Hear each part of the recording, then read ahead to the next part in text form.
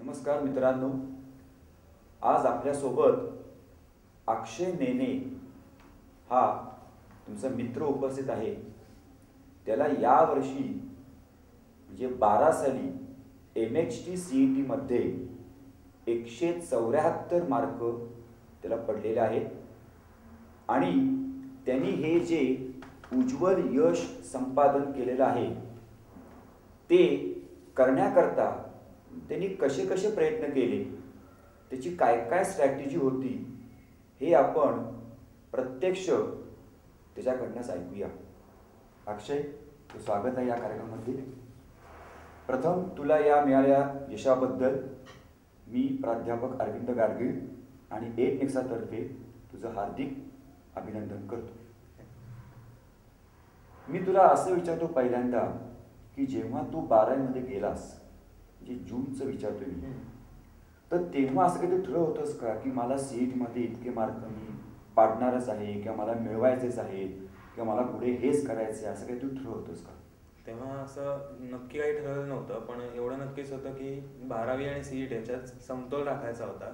कारण काय माझ्या पुढे जे विद्यार्थी होते त्यांचं बऱ्याच वेळा पाहिलं होतं की 12वीवरती फोकस केला, मग CETचं थोडं कमी पडलं, मग CETवरती गेला तर 12वीत थोडे कमी पडले. आणि ते समतोल राखायचा मेन माझा मोटिव्ह होता त्याच्यात, की पहिल्यांदा मेन कन्सेप्ट सगळे केले आणि मग नंतर CETचे एक एक पुस्तकं सोडवायला लागलो आणि मग त्याच्यातून प्रॅक्टिस होत गेली.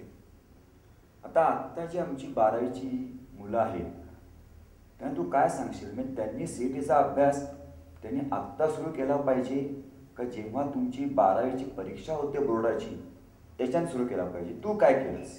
मी CETचं म्हणजे बेसिक पहिले कन्सेप्टवरती फोकस केला. म्हणजे कन्सेप्ट झाल्यामुळे CETचं सोपं होत गेलं आणि बोर्डाचा जो अभ्यास आहे ते कन्सेप्ट झाले असल्यामुळे फक्त डेफिनेशन्स पाठ करायच्या राहिलेल्या होत्या. त्यामुळे CETचा असा वेगळा अभ्यास असताच काही करायला लागला नाही, फक्त प्रॅक्टिस आज एक मेन मोटिव्ह असल्यामुळे नंतर सोपं होत गेलं ते. आपली जी CET परीक्षा असते त्या एक्झामसाठी जो तुमचा 12वीचा जो थेअरीचा सिलेबस आहे तो किती तुला महत्त्वाचा वाटतो?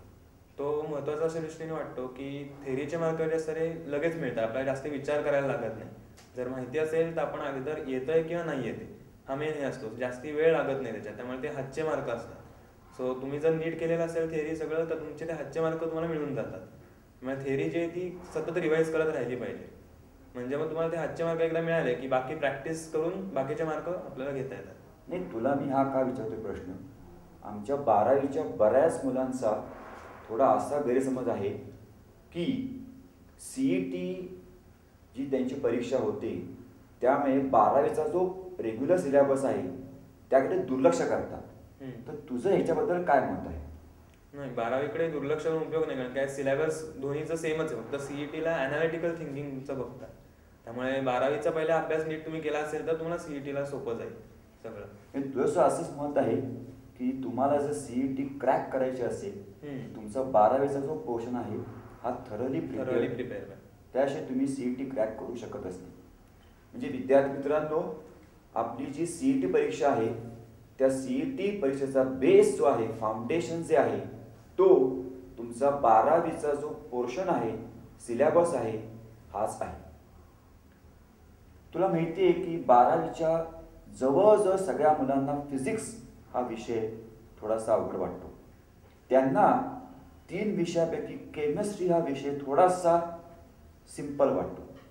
पण मी ऑब्झर्व केलं आहे, स्वतः मी प्राध्यापक आहे केमिस्ट्री विषयाचा, की मुलांना केमिस्ट्री या विषयामध्ये थोडेसे कमी मार्क पडतात.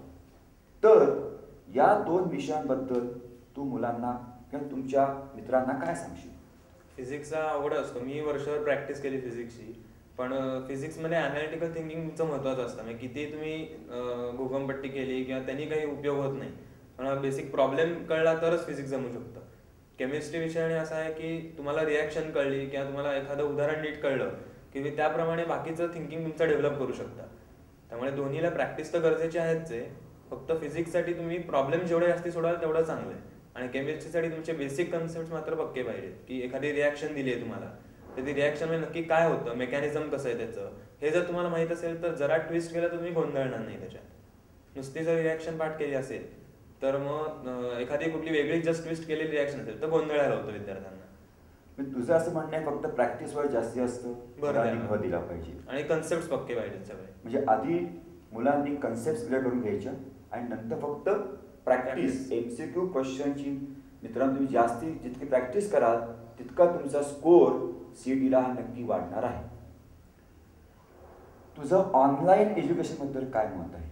ऑनलाईन मेथड ही खूपच चांगली आहे, कारण काय जाण्याचा वेळ, नंतर घरी तुम्हाला मार्गदर्शन करताना तुम्ही स्वतःची स्ट्रॅटेजीज ठरवू शकता की अभ्यास झाला आता मग पेपर सोडवता येईल. त्यामुळे एडनेक्सचा थ्रू सोडवताना एक फायदा नक्कीच होता की अभ्यास केल्यानंतर आपल्या सोयीप्रमाणे आपण पेपर सोडवू शकत होतो आणि रिझल्ट हा लगेच लागल्यामुळे आपल्याला लगेच कळतं की काय चुकतंय आपलं किंवा आपल्याला काय अजून कशासाठी फोकस केला पाहिजे जास्ती, हे आपल्याला लगेच कळतं. त्यामुळे मग त्याप्रमाणे वर्क करता येतं त्याच्यावरती.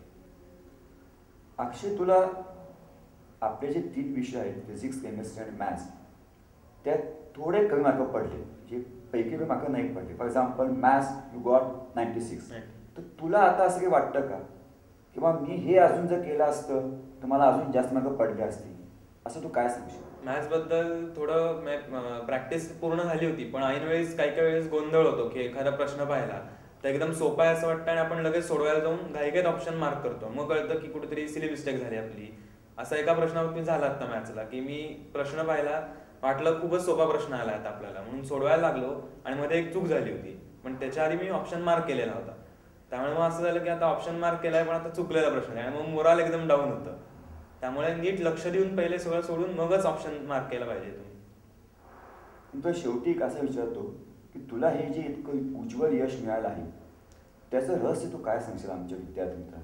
रहस्य एवढं सांगेन की सतत अभ्यास करत राहा आणि कन्सेप्टला मेन महत्त्व द्या सगळ्याच्या. आणि कन्सेप्ट एकदा झाले असतील की तुम्हाला काही प्रॉब्लेम येणार नाही पुढे. मी तुझं असं म्हणणं आहे की तुम्ही आधीपर्यंत कन्सेप्ट क्लिअर करून घ्या आणि नंतर तुम्ही जास्तीत जास्त भर हा MCQज सॉल्व्ह करायला दिला पाहिजे. नुसतं कारण काय पाठांतर करून उपयोग होणार नाही. कन्सेप्ट कळले असतील तर आपोआप तुम्हाला वेगळ्या नवीन नवीन कळत जाईल. त्यामुळे कन्सेप्ट सर्वात चांगला आहे असं वाटतं. धन्यवाद अक्षय. तुला मिळाल्या उज्ज्वल यशाबद्दल मी आणि एडनेक्सचा तुझं हार्दिक अभिनंदन करतो आणि तुला पुढच्या वाटचालीसाठी शुभेच्छा देतो. धन्यवाद.